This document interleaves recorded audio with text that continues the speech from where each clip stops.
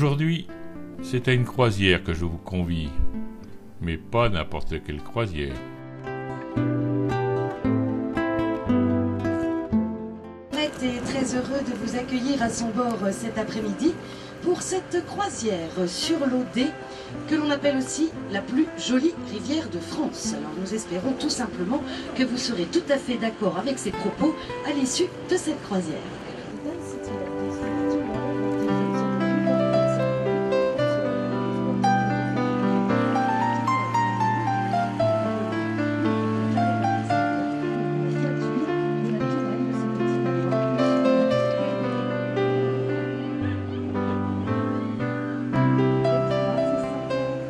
C'est vrai qu'elle est belle cette rivière, avec son cours changeant, dans cette belle vallée boisée et encaissée.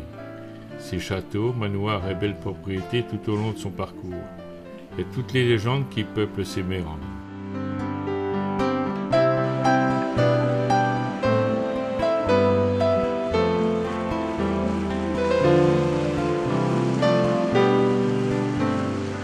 « 610 mètres de long, 70 mètres de haut, il remplace en 1972 un antique bac à chêne et évite de faire les 40 km de contournement par Quimper.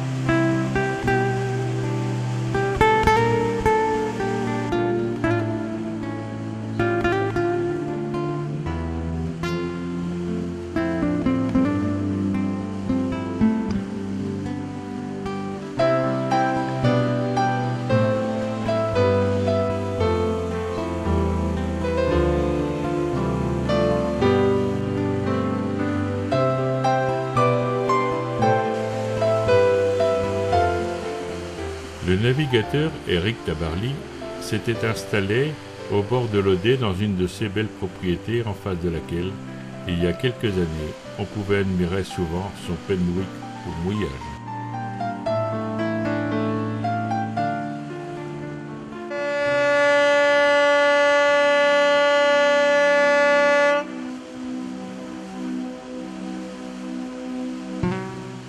L'Odé suit les gorges d'Ivircourt, méandre encaissé dans une très belle vallée boisée.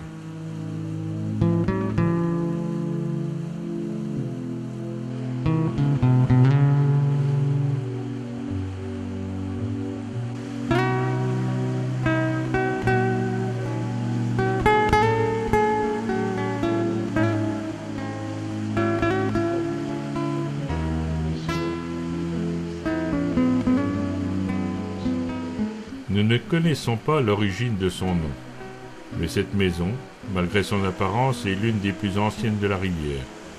C'était un octroi où les bateaux payaient les droits sur les marchandises.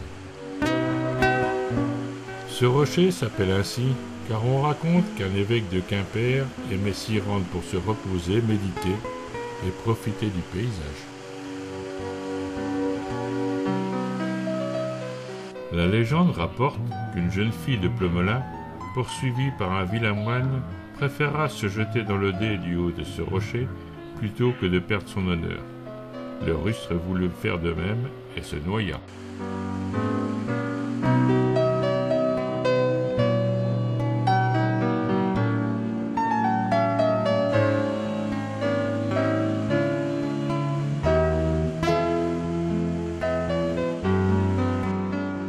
La hauteur de la marée ne permet pas aujourd'hui d'aller plus loin. La visite de Quimper et de sa vieille ville sera pour une autre fois.